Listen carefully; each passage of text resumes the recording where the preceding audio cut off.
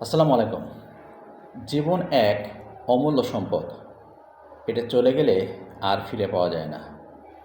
আর সেই জীবন চালানোর জন্য আমাদের জীবিকার প্রয়োজন হয়। সেই জীবনকে সুন্দরভাবে চালানোর জন্য আমরা জীবিকা অন্বেষণে মরিয়া হয়ে পড়ি এবং জীবিকা অন্বেষণে আমরা এতটাই ব্যস্ত হয়ে পড়ি যে অনেকেই আমরা পিছনে ফিরে দেখার অবকাশ পাই না।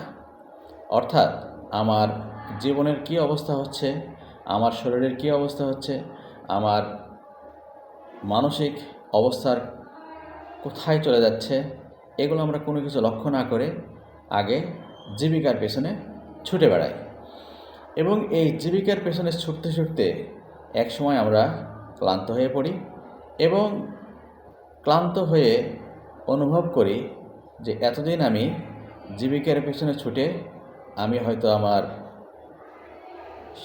শারীরিক এবং মানসিক সুস্থতা হারিয়েছি। আমি আমার হয়তো ব্যক্তিগত জীবনের আনন্দ উল্লাস হারিয়েছি। আমি হয়তো আমার পারিবারিক জীবনের আনন্দ উল্লাস হারিয়েছি। আমি আমার সামাজিক জীবনের আনন্দ উল্লাস ত্যাগ করেছি। আমি আমার ব্যক্তিগত পারিবারিক সামাজিক জীবন হারিয়ে একাকী হয়ে পড়েছি।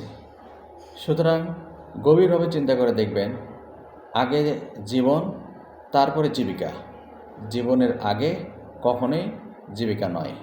জীবিকা অর্জন করতে গিয়ে নিজের জীবন বা পারিবারিক জীবন বা সামাজিক জীবন নষ্ট করা একটা মানুষের জন্য সুখকর হতে পারে না।